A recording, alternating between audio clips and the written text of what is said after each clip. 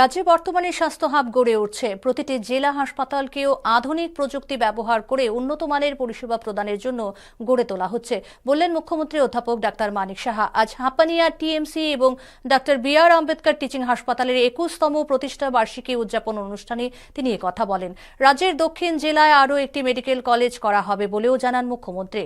অত্যাধুনিক প্রযুক্তি ব্যবহার করে রাজ্যের চিকিৎসা, শিক্ষা ও স্বাস্থ্যসেবা শক্তিশালী করতে সকলকে এগিয়ে আসার আহ্বান জানান তিনি।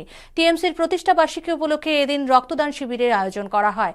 সেই সঙ্গে নেচার কাম স্মার্ট লেকচার হলের সূচনা করেন মুখ্যমন্ত্রী। পাশাপাশি তিনি বৃক্ষরোপণ কর্মসূচিতেও অংশ নেন।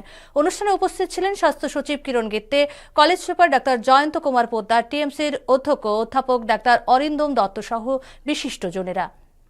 অগাস্ট 2025 থেকে এবং জুলাই 2026 সেখানে দেখা যায় 11,453 এজিএমসি। এখানে কত হলো? 4,831। Not bad. মানে এই কথাগুলোর বলার অর্থ হচ্ছে, ইচ্ছে করলে এই কলেজ, এজিএমসি তো কত পুরনো, 60-এর দশকের, মানে এজিএমসি না, তখন জিবি হাসপাতাল, সেই জায়গায় দাঁড়িয়ে মানে বেশ ভালো জায়গায় চলে এসছে।